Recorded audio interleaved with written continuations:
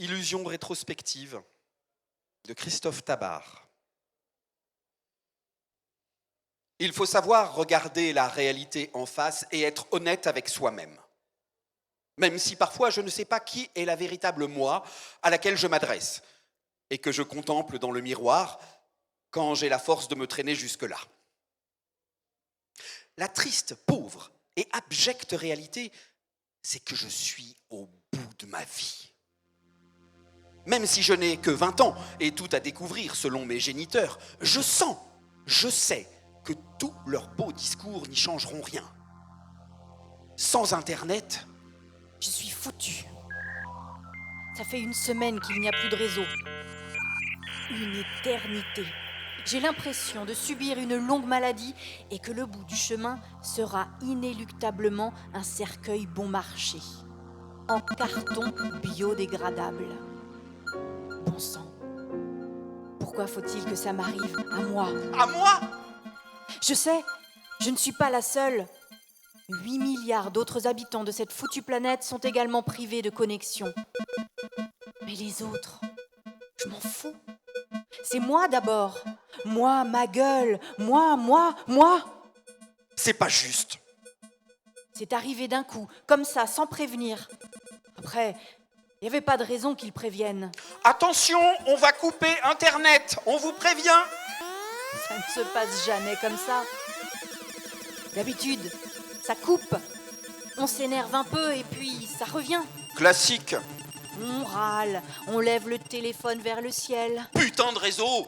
On prend des pauses idiotes, empestant, grognant, jurant, maudissant. Et puis, sans explication, c'est revenu.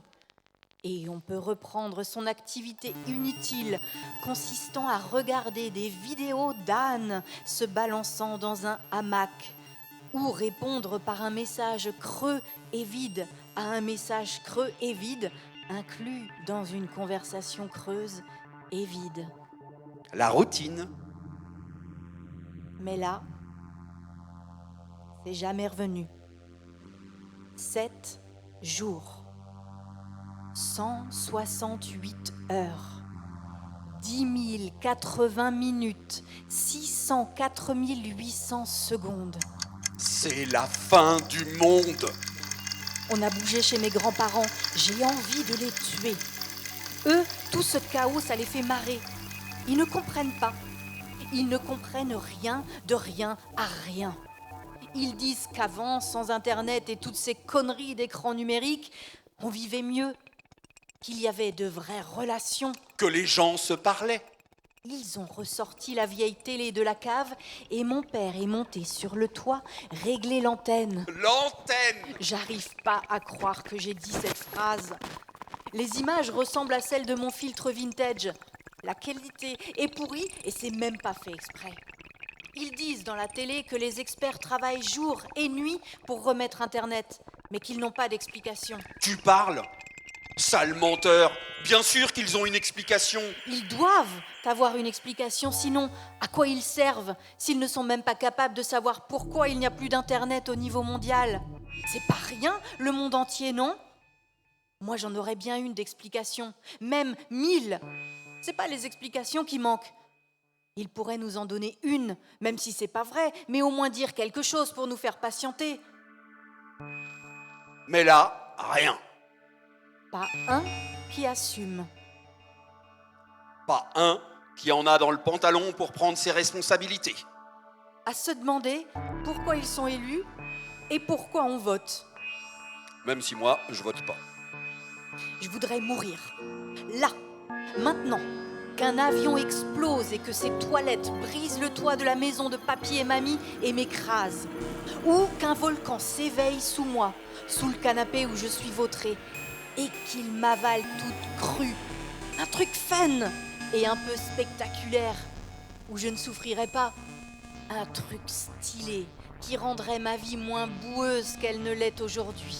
Une mort sur le coup et que ça s'arrête enfin. Il y a des émeutes partout dans les grandes villes. Plus rien à manger. Plus de soins. Plus de sécurité. Papy et papa montent la garde à tour de rôle. Papy est chasseur, comme mon père. Il a une bonne dizaine de carabines dans son garage. Moi, je suis contre la chasse. Faut être un débile mental pour trouver divertissant de tuer des animaux. D'ailleurs, je suis végane. Bon, pas parce que j'aime pas la viande ou par rapport à la souffrance animale, non. Juste pour faire chier mon père. Il y a des types qui ont essayé d'entrer dans le jardin, mais ils se sont fait accueillir par une volée de plomb. C'est bruyant ces machins-là. Je m'ennuie. Mamie me propose des jeux de société ou m'apprendre à coudre ou cuisiner. Oh, so boomer, n'importe quoi celle-là. Pourquoi je voudrais apprendre des trucs vu que de toute façon, on est tous foutus? Il me faudrait une manucure et aller chez le coiffeur. Je tuerais pour un massage californien. Je me ferais bien un nouveau tatouage aussi. Quand je suis stressé, je me fais un tatouage et ça va beaucoup mieux. J'ai quelques phrases en tête que j'aimerais bien me faire tatouer. Je demanderais bien à Dimitri de m'aider à choisir, mais il habite à l'autre bout du monde et je n'ai plus de contact avec lui. Rien que de penser qu'il est peut-être mort, ça me fiche le bourdon. Tous mes amis sont-ils morts? Maman me dit de ne pas m'inquiéter, que ça va s'arranger. Il faut rester optimiste. Connerie. Quand je vois papa et papy scruter la rue derrière le rideau du salon avec leur arme à la main, je me dis qu'on est mal barré. Elle peut bien me raconter toutes les salades qu'elle veut pour essayer de me rassurer. Ça ne marche. Mais alors, pas du tout, du tout. J'ai même vaguement l'impression qu'elle me prend pour une conne. Mais ça va. On n'a plus d'électricité depuis 2 jours. Du moins, l'électricité officielle, qui vient des centrales électriques et nucléaires. Mais on continue d'en avoir. Parce que papy a un générateur. C'est un peu comme les panneaux solaires ou éoliens, mais ça marche à l'essence. Je saisis pas trop. En revanche, j'ai plus le droit de recharger mon portable. Faut se rationner, qu'ils disent. Et le portable, c'est pas essentiel. Vu qu'il n'y a plus Internet. Oh, j'ai envie de pleurer. Il n'y a plus que 3 chaînes à la télé qui diffusent le même programme. Des séries débiles du siècle dernier. Tout le monde attend avec impatience les informations du matin, du midi et du soir. Tout le monde, sauf moi. Un type du gouvernement a dit qu'ils avaient déployé l'armée dans les grandes villes et qu'il y avait un couvre-feu. Déployer l'armée? Je croyais qu'un oiseau déployait ses ailes, mais je ne savais pas qu'on pouvait déployer l'armée. Je cherche mon portable pour vérifier sur Wikipédia, mais je me rappelle que sa batterie est vide et que, de toute façon... Il n'y a plus de Wikipédia. J'ai envie de hurler. Sérieux? Comment il faisait avant? Et si tout ce qui m'arrive était voulu par tous ces boomers? Pour qu'on revienne à cette époque d'avant Internet. Avant les réseaux sociaux? Avant les téléphones portables. Avant Netflix? Avant ma naissance. Avant la vraie vie? J'ai l'impression d'être dans une sorte de monde parallèle où on m'a propulsé 30 ans en arrière. Il y a bien quelques malentendus là dehors, mais globalement, ils ont l'air heureux. Il faut que je sorte. J'ai besoin de savoir si on se fout de moi. S'il y a un complot orchestré par mes parents et mes grands-parents pour me pourrir la vie. Ils en sont bien capables. Je sais qu'ils me détestent. Qu'ils me haïssent. Qu'ils sont prêts à tout pour me rendre folle. J'avais lu un truc sur le concept d'illusion rétrospective.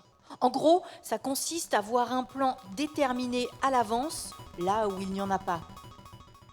Est-ce que j'ai raison de me méfier et de penser qu'ils complotent? J'ai réussi à échapper à leur surveillance. Cette nuit, j'ai quand même rechargé mon portable et me suis sauvée par la fenêtre au petit matin. C'est l'été. Il fait bon. Les rideaux de fer sont baissés et les magasins fermés. Il est un peu tôt pour qu'il ouvre. Mais il n'y a personne dans les rues.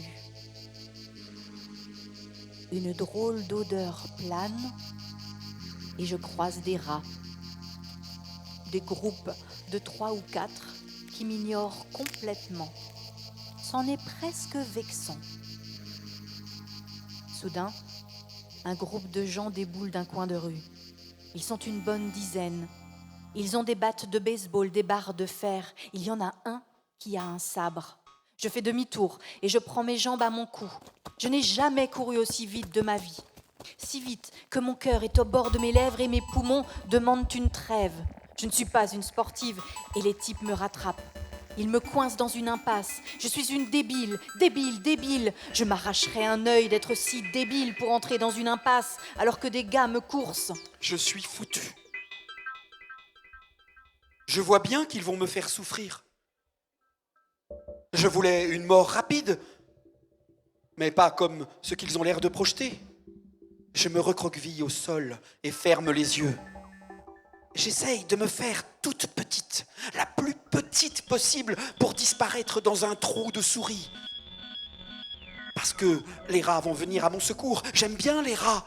À une époque, j'en ai voulu un, mais ma mère a dit non, pas question. Alors pour la faire chier, je m'étais tatoué un dauphin sur l'épaule. Ça l'avait pas fait chier finalement.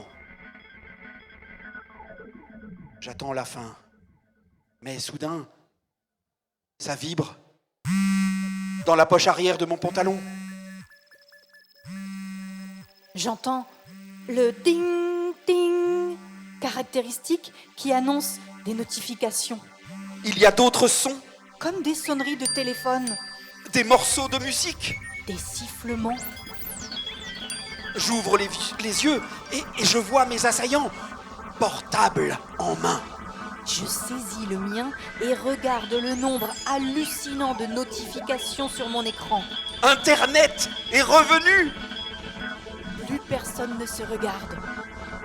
Le nez plongé dans nos téléphones, chacun s'éparpille aux 4 vents. Les types laissent tomber leurs armes au sol. J'ôte la poussière de mon pantalon et de mon sweat et commence à scroller. Soulagement. Retour à la normale. Jusqu'à quand ? Jusqu'à quand ?